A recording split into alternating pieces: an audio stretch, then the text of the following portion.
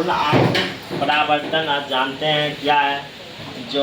12th physics का question है। तो यहाँ देखते हैं, जब प्रकाश किरण सघन माध्यम से विरल माध्यम में जाती है तो प्रकाश किरण अविलंब से दूर हो जाती है, जिसमें आपतन कोण का जो मान होती है, यानी अपवर्तन कोण का मान r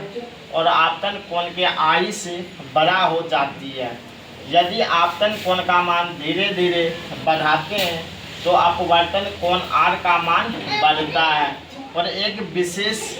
आपतन कोण I के लिए अपवर्तन कोण r का मान 90 से अधिक हो जाता है तो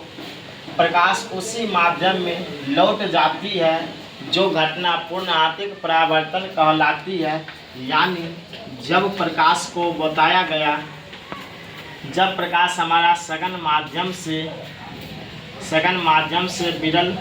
माध्यम में प्रवेश करती है, तो जैसे ही हमारा प्रकाश सघन माध्यम से विरल माध्यम में यदि प्रवेश करती है तो यह जो अभिलंब जो है,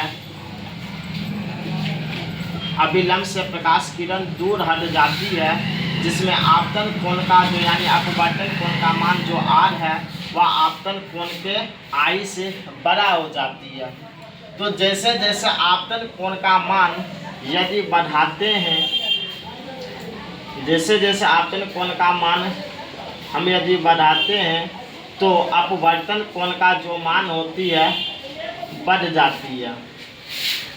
अपवर्तन कोण का मान बढ़ जाती है। और इसी प्रकार एक विशेष स्थिति ऐसी भी आती है जब आपतन कोण का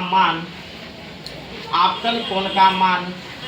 यानी बढ़ाने पर जब यह अपवर्तन कोण का मान 90 डिग्री से अधिक हो जाती है तो प्रकाश उसी माध्यम में लौट जाती है, जो घटना हमारा पूर्ण आंतरिक परावर्तन कहलाती है। अब इस को शर्त भी होता है कि प्रकाश किरण को हमेशा सघन माध्यम से विरल माध्यम में प्रवेश करना चाहिए, पहला शर्त। और दूसरा शर्त होता है कि अपवर्तन कोण का जो मान होता है वो 90 डिग्री से अधिक होना चाहिए।